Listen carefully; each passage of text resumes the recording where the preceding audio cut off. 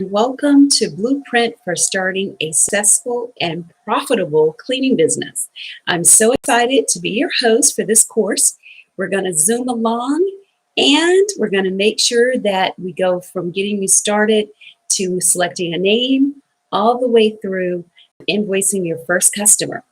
So you should have downloaded the PDF that goes with this actual course. And I am ready, and I hope you're ready as well. So there's 5 parts that we're going to cover. There's actually 14 modules, actually 15, but the 15th one is a little different. And we've got 5 points that we cover that fit into all the modules. So what I mean by that is there are 5 key areas that you need for a successful and profitable cleaning business, whether you're starting or growing it. The first is your team, the right team. You need the right customers, the right money, the right system, and the right mindset. So all the modules are going to fit into each one of those. So to the next video until you finish the module number 1, 2, 3, and so on. So the first one is module 1. And the first for module 1 is the right mindset. You want to figure out why you are looking at starting a cleaning business. What is your why? You want to understand what's your motivation. The majority of the time, it's based on freedom and finances, F and F. You want the freedom and you want the finances.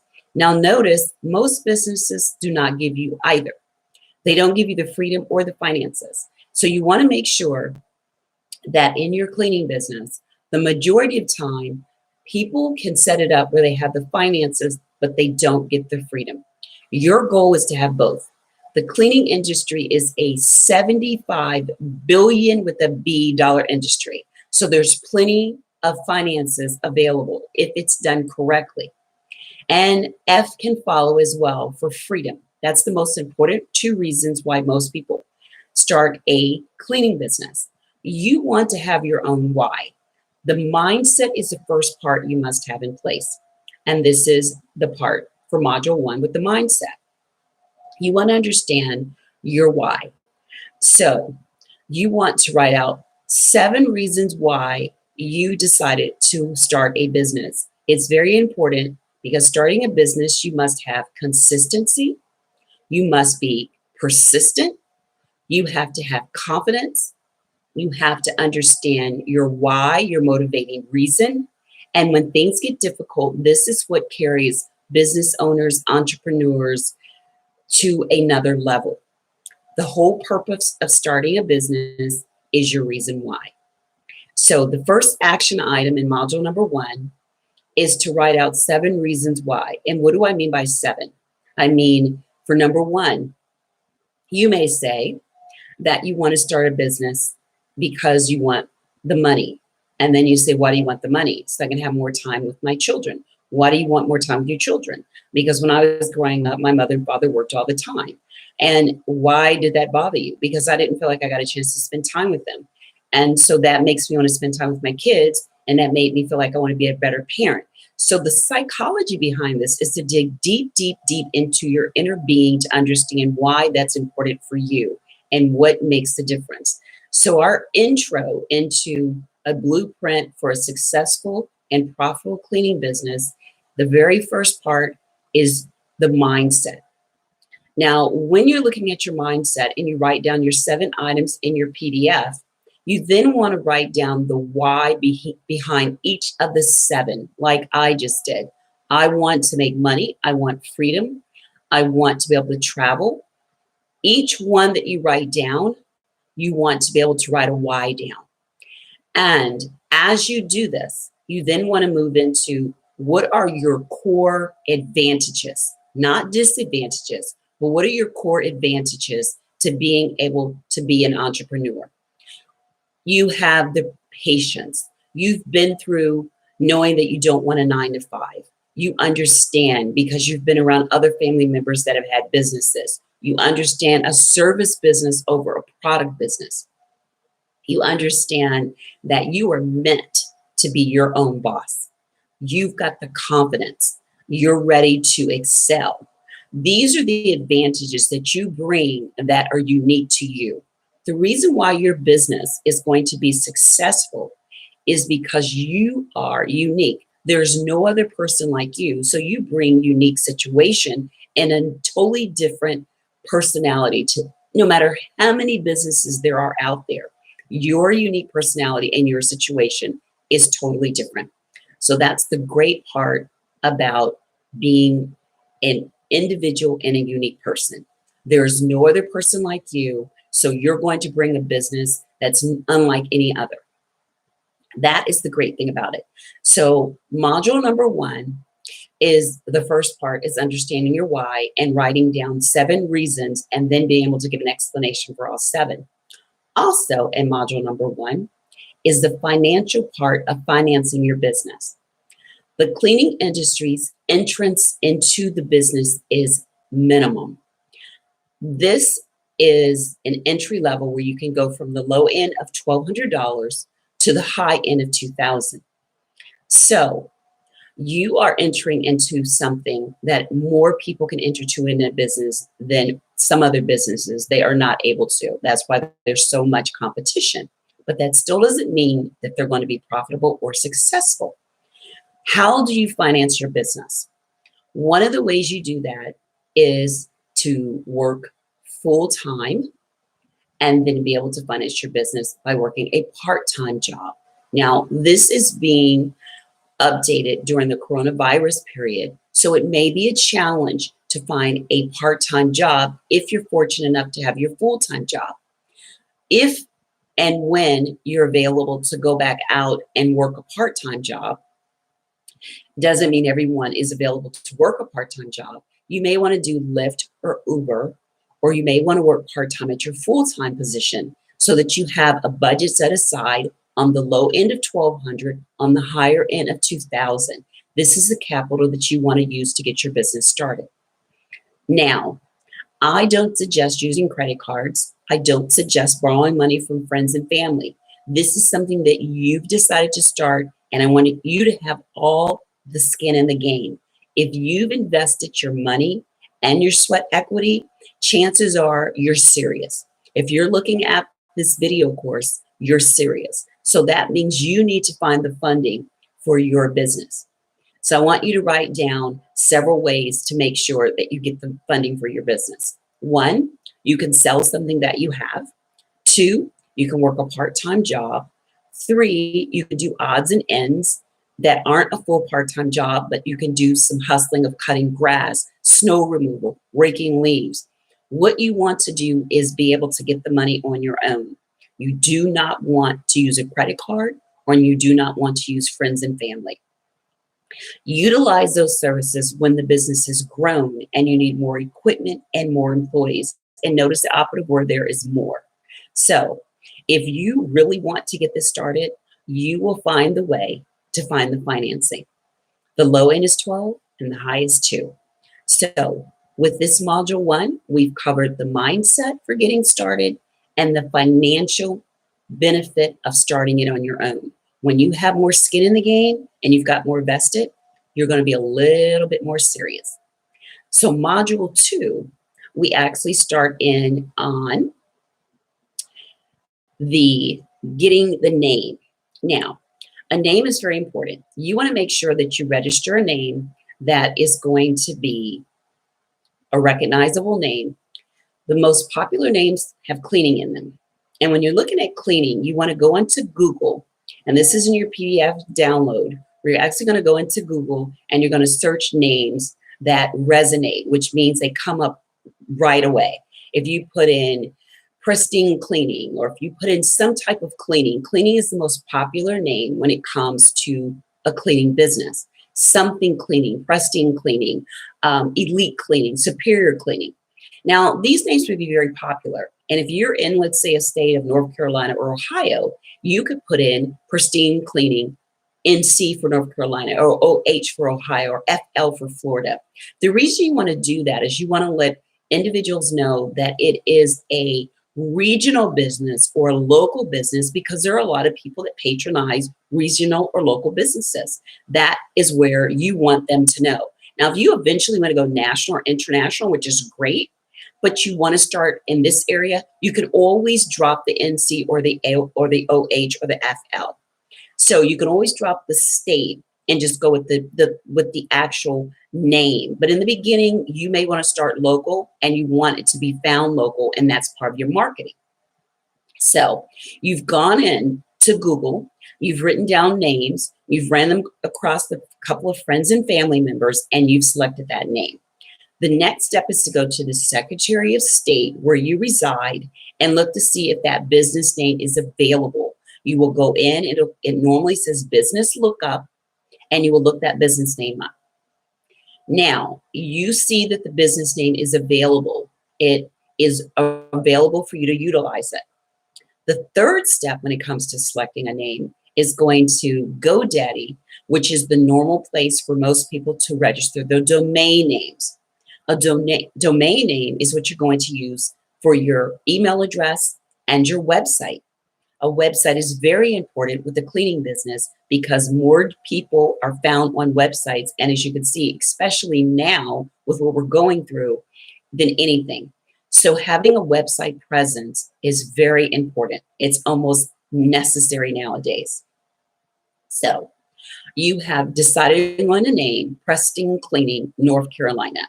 The name is available because you've looked on your state registry and it's available. So now you've selected that name.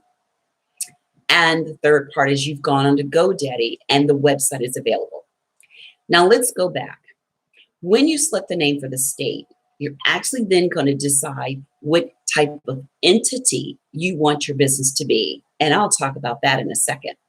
When we go back to GoDaddy and you register your name, you only want to probably register for no more than 2 years, no more from 1 to 2 years, because you may decide to change your name. But you do want to go ahead and get your domain name and a professional email address. And I do mean professional. Try not to use Yahoo or AOL or Gmail. You want to invest in a professional name, and that's why you're getting the domain name. So now you have www.PrestonCleaningNC or PrestonCleaningNC.com. That's your professional name. Going on GoDaddy is normally around $17.99, and actually getting a professional email address might cost you about $5 a month. So you're looking at about $25. Now, on the domain name, it also states if you want privacy, where no one can look up the name and they can know that you actually are the owner, or you can decide not to. You might want to get an SSL certificate, which means that you want it to be certified, or you may choose not to. These are decisions you can make as you go along. But the most important thing is to register the domain name and get started. Now, when we register with the state, the goal is to register our entity, and there's 5 most popular entity selections. One is sole proprietorship. That's when you yourself, an individual, owns the company 100%. That means you're 100% responsible for everything in the company. Now, I highly suggest you not use a sole proprietorship, because that means if anything happens, your personal resources are attached to the business. You are one. The business is you. You are the business. You want to separate yourself from the business. One of the main reasons is because of the fact that if someone sues your business, they can also sue you. So you do not want to be attached to your business.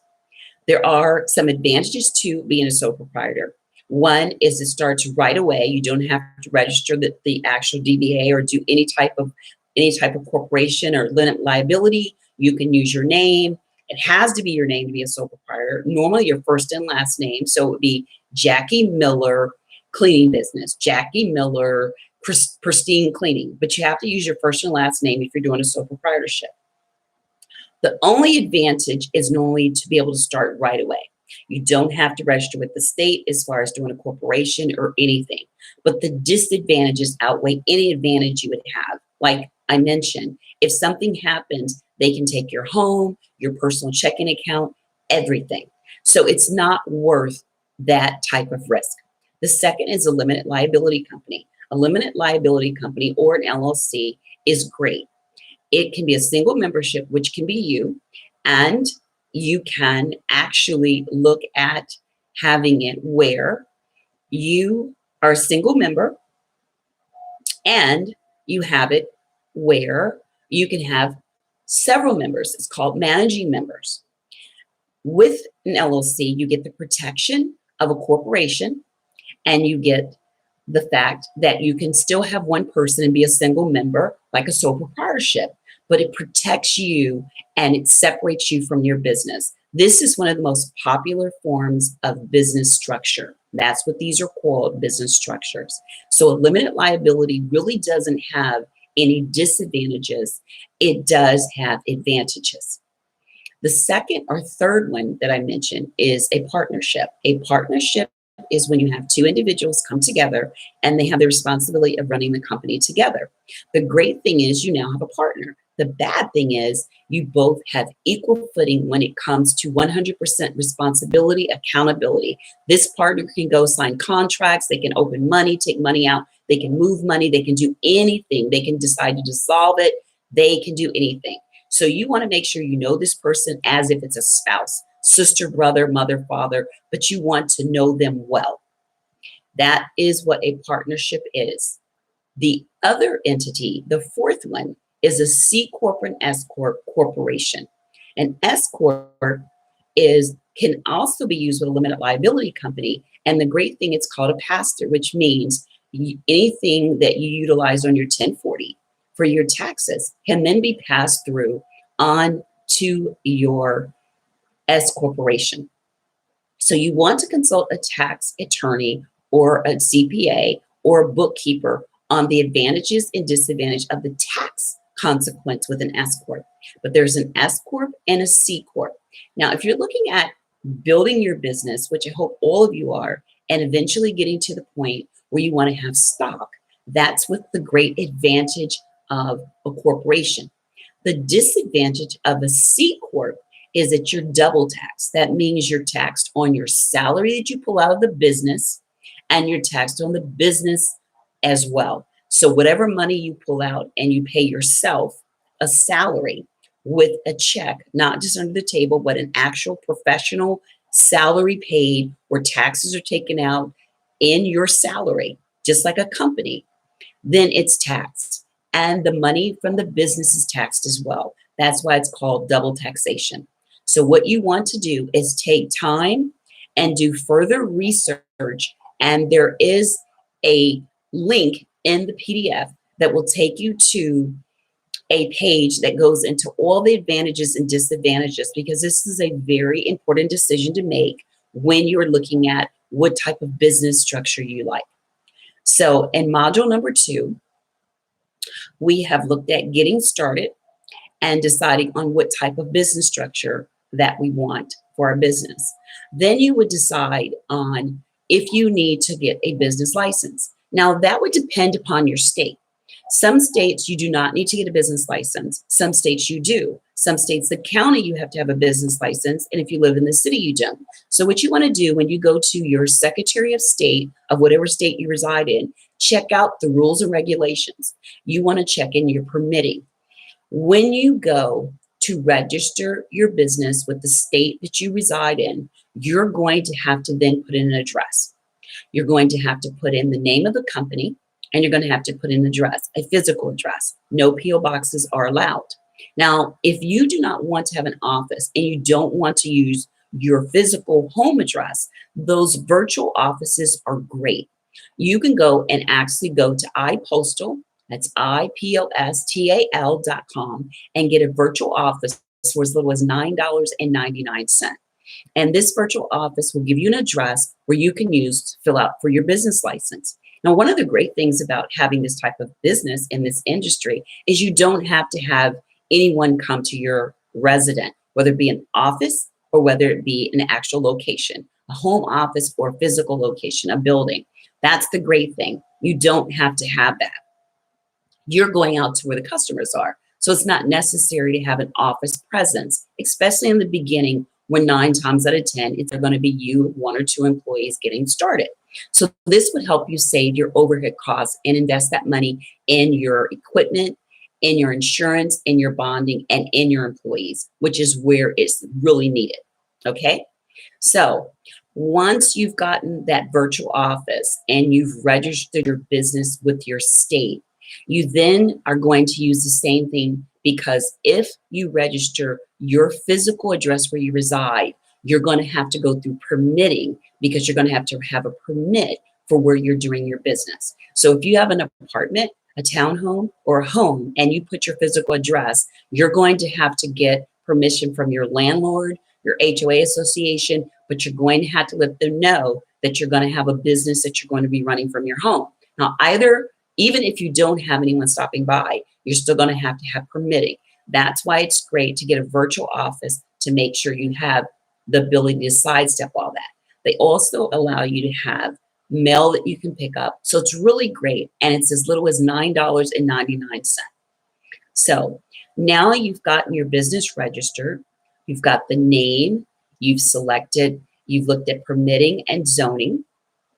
The next thing is to get set up with your business account. And the business account that you want to get set up is a checking or saving for your business.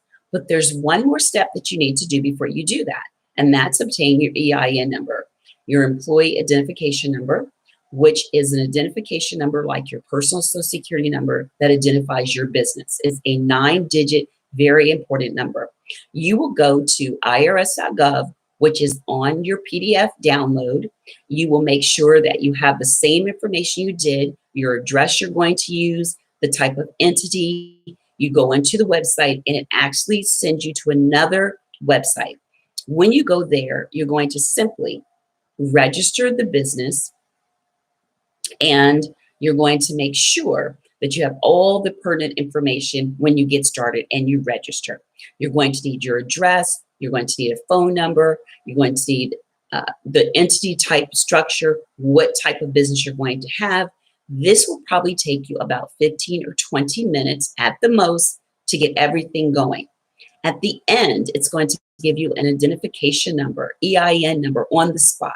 You can choose to print it out, or you can choose to have it mailed. But if you decide to have it mailed, make sure that you write down the identification number, because it would be very hard for the IRS to be able to find that number once you have closed that screen. Remember, it's a third party and not the IRS. So now you've got your name, you've checked with your domain, you've got your domain name registered, got your EIN number, you have gone to your state to get your business license if it's required, the county, you've got your business structure. Now we're back at the bank. We give all the information to our banking. And I would suggest that you start to build a relationship with your bank. Even now, when you see that they're giving small business loans, one of the things you're talking about is they're looking at giving it to their customers. So having a banking relationship with your bank is of the utmost importance as you start and grow your business.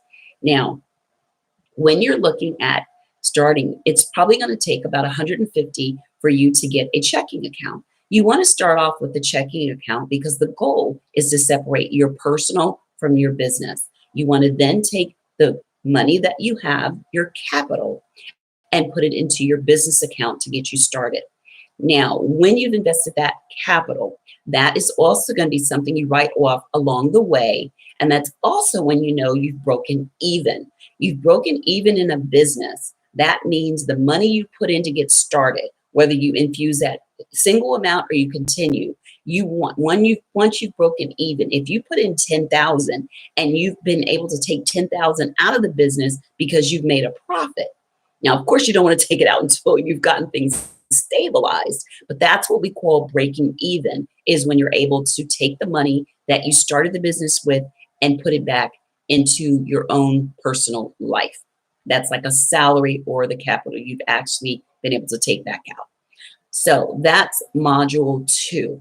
And module 2, your action item is deciding your name, registering your business, registering with the state, obtaining your permitting or zoning if that's necessary, finding out what all your local and federal requirements are, getting your EIN number, and getting that bank account. So I get a lot of questions on when should I register my business and get my bank account. Those are the steps. You decide the name, you see if it's available with your state, you see if it's available as a domain name, and then you move into getting your EIN, which is necessary because you need to know what the business entity is going to be. That's why you register with the state first. Then you get the EIN number, and the last step is getting your bank account. That's module 2. Now we're moving on to module number 3. In module 3, we're actually talking about our insurance. Insurance is necessary, especially in this business. So we're going to talk about the 3 types, including bonding. General liability insurance is the insurance that protects your potential customers' building, their facility, and their employees. If you were to go into the building and you were to mess up a beautiful marble floor because you put the wrong chemical and stripped it of some sort, your general liability is going to cover that. If you're there and you have a slip and fall with one of the employees at the facility, your customer's employees, your general liability is going to cover that. So general liability, known as GL, covers their facility and their employees. It normally is at least $2 million, and the $2 million policy is going to normally cost about $700, $800, $900, no more than about $1,000. You're going to be required to put a deposit of about a fourth or a third down, and then you make monthly payments of up to 6 or 7 months. So this is a part of the $1,200 to the $2,000 that I spoke about when we talk about our startup costs for the cleaning business. I would suggest you go with a local person because you want to build that relationship. Now, you don't have to purchase the insurance right then, but you do want to talk to them, and the insurance is based on your possible payroll, or I'm sorry, your possible revenue, not payroll. So the GL insurance is based on your revenue. So they're looking at how many companies, contracts, facilities you plan on getting for that year. It's an annual amount. Now, you would say, how would I know how much I'm going to get if I'm just getting started? And that's a good question. You take an estimate based on what you think, how well you feel you're going to do. The good thing is, at the end of the year, if you have underestimated, you pay more money. The other good thing is, if you've overestimated, you pay less money. So it balances out at the end. So you don't lose anything. It's a win-win. Now you could say, well, I would prefer to utilize the money along the way, but it's not that much of a difference because you're not paying it all at once. So if you do decide that you notice that you're going to need more or less, they will normally adjust it along the way. So no worries. Okay. Now, you've got your general liability insurance of at least $2 million. Most companies won't even look at you if you're not looking at getting a $2 million policy, and that means your potential customer as well as the insurance company. You do not have to have the insurance until your first night starting. And when I talk about how to do your bid, I will discuss what you need to do so that you don't have to get your insurance right now.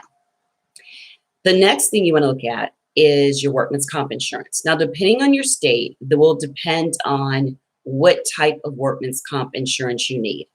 You may need only start if you have up to 4 employees, including yourself. So you may not have to include yourself in your workman's comp. And that's the great thing about it, that you may not have to include yourself in your workman's comp. So you can look at starting, and depending on your state, you're going to go and look at your state requirements for workman's comp. Workman's compensation is one of the most expensive because there's so much fraud. Individuals can pretend they've gotten hurt, and workman's comp covers your employees. That is the reason why it's usually very expensive, and it goes off of your payroll. The great thing about workman's comp is you can also get it through a payroll company. That's the most feasible way to get it. So you can go through a payroll company, and it'll cost you maybe $50 or $60 more on top of what you actually pay for your payroll. Now, they also are going to make sure that you have your taxes, your payroll taxes, and that includes your Medicare. It includes your Social Security. As an employer, you have to match your Social Security and your Medicare with the employees, and then they pay the federal. That's what payroll taxes are. Now, what's so great about that is your payroll company will normally make sure that they take care of all of that, including your quarterly taxes, and they prepare your annual taxes at the end of the year. So having a payroll company is really highly suggested. It's worth the extra $50, $60 a month to be able to make sure that you have everything covered. So that's your payroll taxes, and that's workman's comp. If you choose not to go with the payroll company, it may be a challenge if you're a small company just getting started to get a policy in your state. And they are required to give you a policy because by law you have to have workman's comp, depending on some states, if you have one employee, you have to have it. Other states, you're allowed to have to 4 people and you have to have it. The purpose of workman's comp is to make sure that if you have an employee that's injured, they're covered. That's the purpose, medically, and that you can replace their salary until they then go on to some short-term disability or long-term disability. If they're hurt, hopefully not, but if they're hurt that severely. That's the purpose of workman's comp. It covers your employees. You, as the owner, do not have to be on your workman's comp policy because you're not looking at covering yourself. But you can choose to be on it if you choose, if you decide that you want to be on your workman's comp as well. Now, that covers the 2 types of insurance, along with vehicle insurance is a third type. Vehicle insurance is for your vehicle. And if you're using a commercial vehicle, then you would look at having vehicle insurance. And that is great if you have employees using a van, utilizing a car. If something happened to them or if they were to run into someone, you definitely want that luxury of having insurance. Now, there is one time that you would definitely need it, and that if you're doing construction jobs. On most construction jobs, you have to have vehicle insurance. And vehicle insurance is usually covered by the individual that would give you your general liability insurance. So if you already have an insurance policy and you have a regular insurance policy for your car, depending on your company, they may have commercial insurance, but be ready for the steep costs. So remember, if you're not going to utilize a company van and you're not allowing them to use your vehicle and you're not looking at doing a construction job right now, you really don't have to worry about vehicle insurance. That's something that you can obtain later. The next is bonding. So we've covered the 3 types of insurance. Now let's get to the 3 types of bondage. When you're looking at the bonding, the one thing you're looking at is the first is fidelity. That's our theft bond. That is by our payroll of our employees. Once again, it's based on an estimate. If you do not have it at the end of the year, you end up receiving money back. If it's larger, if your payroll is larger than you estimated, then you pay more. You're able to get bonding right online for about $175, maybe even cheaper. It's a quick 1 and 2 in and out, and there's several different places you can go for a bond. So you want to utilize, you can go to bond.com and you are able to get a fidelity bond, which is the same as a theft bond. The other type of bond you can get is an employer bond, which covers you.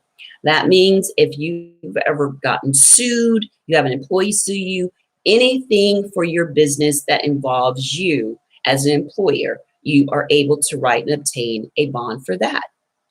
The third thing you can get a bond for is a surety bond. And a surety bond is, let's say you go out on a project and you bid that project, and then you decide later you choose not to elect to complete the project, or unfortunately, some of your employees ended up, you had to fire them, so now you don't have the workers. Well, you may have someone that thought you were going to take that particular project. They told the other individuals that had bid on the project that they have someone, and then you renege. Now they're stuck with a project with no one to complete it, or they stuck with a project and it's going to be more costly than they expected. They could sue you. The bond, surety bond, ensures that you're going to be able to complete that job, whether it be payroll, employees, or whatever the reason. That's what the surety bond is.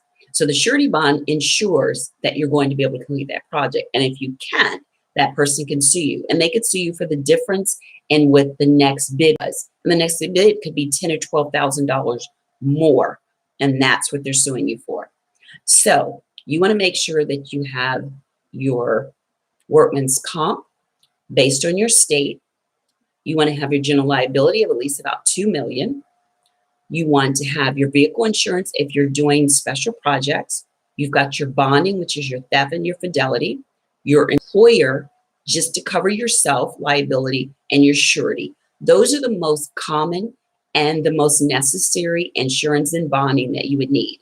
Now we're going to get into module 4. This is module 1 through 3. Please make sure you fill out your worksheet as you go along, and we look forward to you in module 4.